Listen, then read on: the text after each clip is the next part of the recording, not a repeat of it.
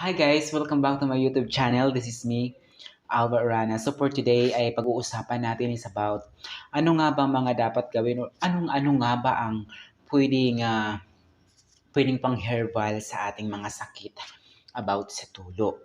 So ang tulo na herbal, ano-ano nga ba mga dahon-dahon na pwede nating gamitin at pwede nating ihugas kapag ang ating ari ay kakaiba na yung amoy at hindi na kaaya-aya. Pero bago ang lahat ng yan, kung hindi ka pa nakasubscribe sa akin channel, don't forget to subscribe and like and hit the bell button notification para lagi po kayong updated sa akin mga susunod pang mga tips. So, subscribe. Welcome. So, ito na guys. So, mag-umpisa na tayo bago ang lahat ng yan. So, ano nga ba ang mga dapat na igagamot or ihuhugas ng mga dahon-dahon or herbal na tinatawag? So, ito ay tinatawag na dahon ng mayabas ay pwede itong ihugas sa ari ng lalaki kapag ikaw ay may tulo o may amoy ang iyong ari. So, ano ang dapat gawin sa dahon ng mayabas? Siyempre, ilalaga po yung dahon ng mayabas. So, ilalaga po yung dahon ng mayabas at lalagyan ng asin. So, kapag nailaga nyo na po yung dahon ng mayabas, ay pwede nyo itong palamigin ng kailangan warm lang po siya. Yung kaya nyong o kaya mo yung init. Kailangan kaya mo yung init ng pinakuluang dahon ng bayabas. At sa ganon, ay pwede mo itong gawing alternative na panglinis o panghugas para ito'y mabawasan ang iyong nararamdaman, iyong amoy ng iyong ari dahil mabaho or may amoy, di ba? Kakaibang amoy at kakaibang lansa or may mga nana na tumutulo. So ito yung herbal na number 1 is dahon ng mayabas. Ay kailangan natin gawin umaga man or gabi. So pwede nyo itong gawin sa umaga at gabi. Bago kayo matulog, so ihuhugas nyo rin ito. Ang dahon ng mayabas na may asin. Kapag kumukulo, ilagyan nyo ng asin. Kapag kumukulo na siya. So, para sa ating tulo. And then, number 2 ay Madri Cacao. So, yung Madri Cacao ay nakakatulong din po ito sa ating sakit na tulo. So, Madri Cacao po yung number 2. So, Madri Cacao. So, ayan po yung number 2 is Madri Cacao na herbal para po sa tulo.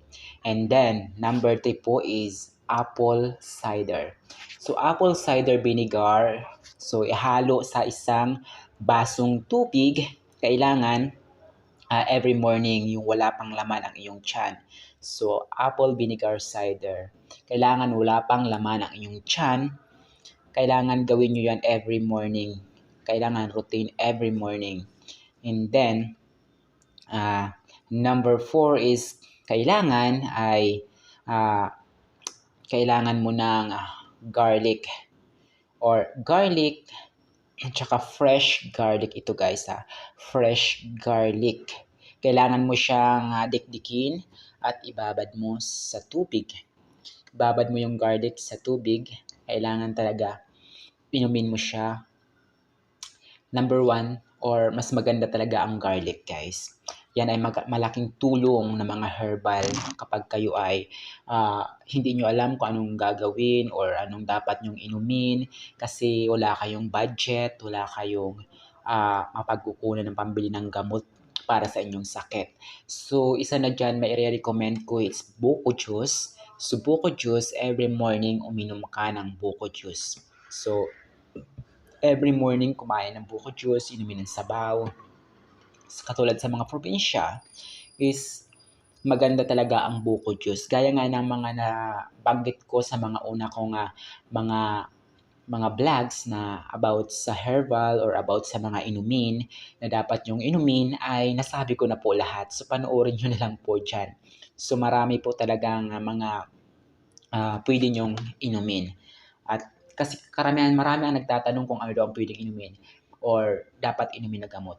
Kasi kapag kayo iinom ng gamot, kailangan po talaga ng resita ng doktor.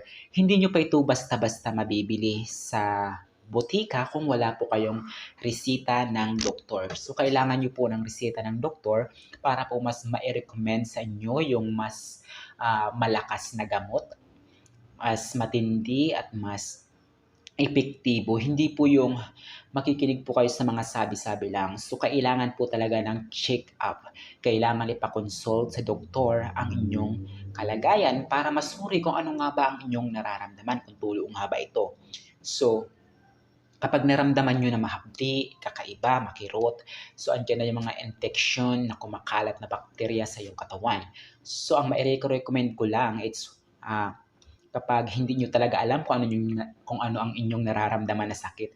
So, kailangan nyo talaga magpakonsulta sa doktor. It's important consult sa doktor talaga para masuri ang inyong cells na tinatawag at maipalaboratory at maibigay kung ano nga ba ang inyong sakit. So, kailangan talaga yan susuriin ng doktor. So, to be honest lang guys hindi po ako doktor. Ako ay nagbibigay lang talaga ng tips at gusto ko lang makapagbigay ng kaunting kaalaman. So, yan lang talaga ang maitutulong ko sa inyo at uh, maisasuggest na kailangan nyo talaga magpatingin sa doktor kapag yan ay inyong nang naramdaman. Ang amoy po ng tulo ay malansang, mabaho, kakaiba yung amoy na tumutulo, green yung color, and then yellow. So, natutulo lang yan, iba yung amoy mabaho. So, once naramdaman nyo na yan, nakakaiba talaga yung nararamdaman nyo, ay mas mabuti po na maipayo ko sa inyo is magpa-consult kayo sa doktor. Kung wala naman po kayong pampakonsult sa doktor, matutulong ko lang sa inyo is kumuha po kayo ng mga dahon-dahon na herbal. Kagaya po ng nasabi kong una is number 1 is dahon ng mayabas, pakuluan ang dahon ng mayabas, pakuluan ang dahon ng mayabas at lagyan ito ng asin at kailangan is warm siya na ihugas mo.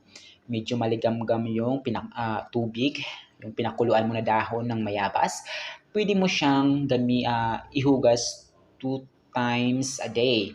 Kailangan sa umaga hugasan mo. Sa gabi, hugasan mo rin siya bago ka matulog. So, yan po ay bayabas. Ay, effective po yan. Di ba kapag tinutuli nga tayo, di ba? Kapag tinutuli nga tayo ang ginagawang panghugas o pampagaling sa ating pagkatapos tuli is magpakulo ng mayabas and then yung bukbuk na barukbuk ng I don't know how to how hindi ko alam kung ano sa Tagalog yon, yung barukbuk ng buko, di ba? Yung kinakayo doon sa pinakataas. So, dahil sa probinsya talaga, maraming maraming paraan ng paggagamot. Maraming paraan para gumaling ang iyong sakit. So, is number 1 talaga is bayabas. Bayabas is very effective na hugas sa ating mga karamdaman. Pwede rin itong pangligo, pwede itong pangalis ng ating mga nararamdaman.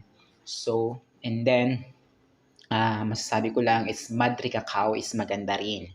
And then apple cider, and then every morning kailangan gawin mo ito na walang laman yung tiyan mo is empty stomach. Apple cider.